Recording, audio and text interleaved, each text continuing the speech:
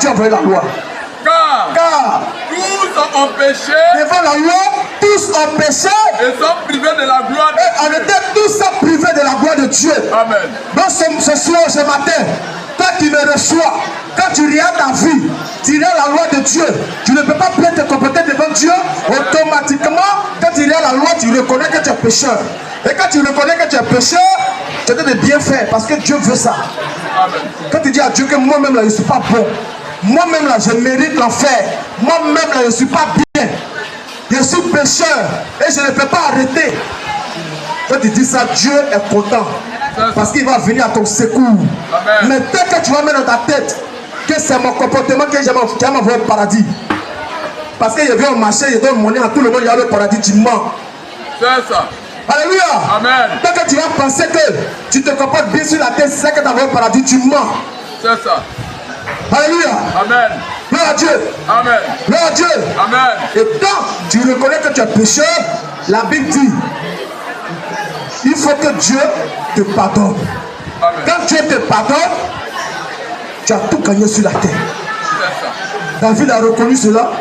Il dit, le bonheur de l'homme, c'est celui à qui Dieu a pardonné tous ses péchés. Il ne tient plus compte de ses fautes. Voici l'homme qui est heureux sur la terre. Donc nous tous, on avait besoin du pardon de Dieu. Nous tous, on avait besoin du pardon de Dieu. Mais comment Dieu pardonne? On va regarder les Écritures. Hébreux 9, verset 22. Voici comment Dieu pardonne les péchés. Hébreux 9. Oui. Verset 22. Verset 22. Et la Bible déclare ceci. La Bible dit quoi? Hébreux 9, verset 22. 22, dit ceci. Oui. Et presque tout, d'après la loi, est purifié avec du sang. Et sans effusion de sang, Sans le sang, il n'y a pas de pardon. lui qui a créé le ciel et la terre, il dit si le sang ne verse pas, lui ne pardonne pas. Amen. Ça c'est une loi naturelle. Tu veux pas, c'est comme ça. Dieu dit si le sang ne verse pas, lui ne pardonne pas. C'est pourquoi en Israël, on tuait les taureaux, les boucs, dans le but de pardonner les péchés. Amen.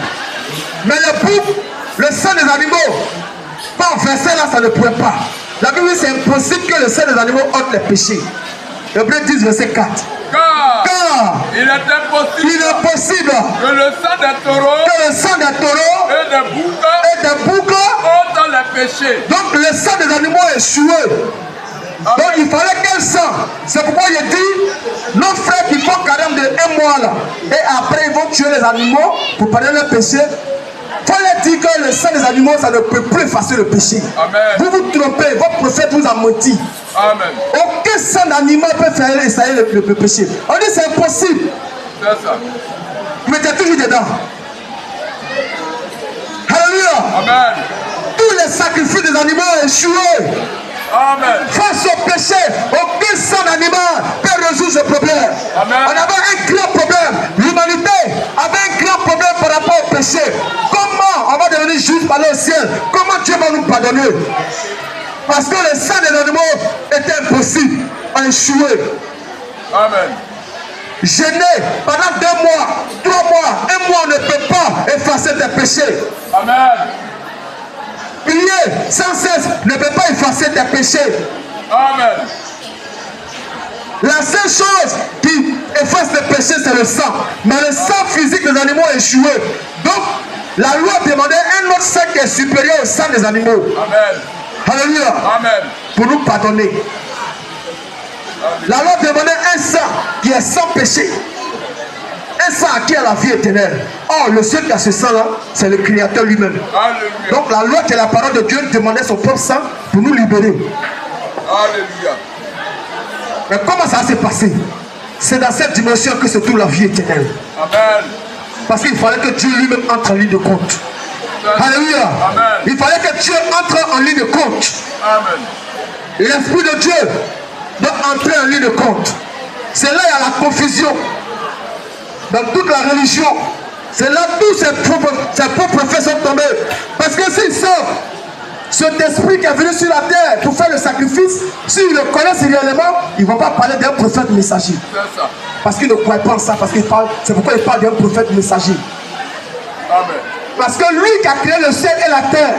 Dans Hébreu 1, verset 1, frère, tu vas lire cela. Hébreu 1, Verset 1. verset 1er. Lis mon frère. Après avoir autrefois, à plusieurs reprises et de plusieurs manières, parlé à nos pères par les prophètes, Dieu, dans ces derniers temps, nous a parlé par le Fils. Il a établi héritier de tout. Voilà. Donc, arrivé au Fils là, tout est fini. Amen. Parce que c'est lui le véritable Shiloh. Donc, il fallait que Dieu entre en ligne de compte. Il faut que Dieu vienne sur la terre. Amen. Alléluia. Amen. Il faut que Dieu vienne sur la terre. Donc, Ésaïe a parlé de ce Dieu. Ésaïe 35, verset 4. Verset 4. Tous ceux qui écoutent cette parole, que le Seigneur vous bénisse. Qu'il ouvre vos cœurs pour recevoir la parole vraie. Dieu connaît tous ceux qui lui appartiennent. Et ce matin, nous sommes venus vers vous pour vous toucher par ces paroles. Amen. Pour que vous reveniez en vérité, à la véritable parole de Dieu. Car tout ce que vous entendez sur le net n'est pas de Dieu. C'est ça. Voici la vraie parole que l'homme doit entendre pour avoir la vie éternelle. Amen. Ésaïe 35, verset 4. Dites à ceux qui ont le cœur troublé. Par rapport au salut, on était troublé. Dites à ceux qui ont le cœur troublé. Prenez courage. Prenez courage. Ne craignez point. Ne craignez point. Voici votre Dieu. Voici votre Dieu. La vengeance viendra. La vengeance va venir. La rétribution de Dieu. Il va remettre tout en ordre. Il viendra lui-même. Lui-même, il va venir. Dieu lui-même, il va venir. Et vous sauvera. Et il va vous sauver. Alors, s'ouvriront les yeux des aveugles. Quand il vient pour nous sauver, nous les aveugles, on va voir. Nous, on était aveugles. Étant dans la religion, on était aveugles. Étant aux assemblées de Dieu, on était aveugles. Étant catholique, on était aveugles. On était aveugles. Toute la religion, toute dénomination, nous tous, on était là-bas, on était aveugles. Mais le Seigneur a ouvert nos yeux. On n'est plus aveugles aujourd'hui. C'est pourquoi on peut venir parler vers vous. On vient vers vous pour vous parler la vérité. Continue. S'ouvriront les oreilles des sourds. On était sourds dans la religion, mais il a ouvert nos oreilles. Alors le boiteux, lui, sautera comme un cerf. On ne peut pas s'élever dans la religion. Mais aujourd'hui, on s'est levé parce qu'on a la vue. Donc Dieu lui-même va venir. Et effectivement, ce Dieu-là est venu sur la terre. Amen. Esaïe dit, un enfant est venu sur la terre. L'enfant l'appelle Père éternel, Prince de la paix, conseiller, admirant, Dieu puissant, Père éternel. Donc Dieu va devenir un être humain sur la terre. Il va passer par une femme, il va se former un corps. L'esprit va se former un corps, il vient sur la terre. Et quand il vient sur la terre, c'est pour apporter la solution à notre problème. Amen. On était dans le plan, le Seigneur venait enlever nos péchés. La Bible dit, lui qui était sans péché, Dieu l'a fait pécher pour nous. Il a porté nos péchés en sa chair. Amen. Et il allait jusqu'à la croix. Il a crucifié cette chair-là. Il est passé par la mort. Il a souffert. Des malfaiteurs l'ont frappé parce qu'ils ne savaient pas qui il était. S'ils savaient qui était ce Jésus, ils n'allaient pas le toucher. Mais comme ils ne connaissaient pas, c'est pourquoi ils l'ont frappé. Mais en le frappant, le tuant, ils ont accompli la parole qui va nous donner la vie. Et Dieu s'est formé quand il est venu sur la terre, il est passé par la mort. En son temps, les Juifs qui étaient là n'ont pas cru en lui. Ils sont allés toujours lui poser des questions. Si tu es le Christ, dis-nous. Si tu es le Fils de Dieu, dis-nous. Il les a toujours dit. Je vous dis, mais vous ne croyez pas parce que vous n'êtes pas de mes brebis.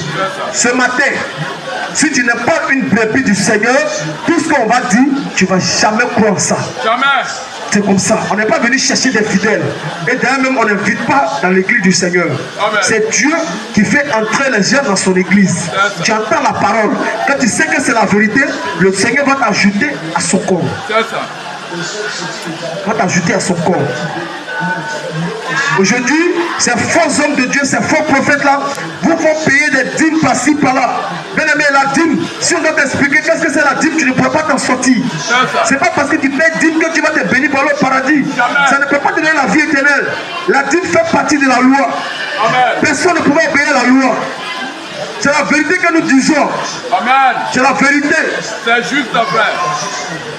Tu vas faire des offrandes, ça ne peut pas te donner la vie. La seule chose qui donne la vie, c'est de reconnaître ses péchés et croire en celui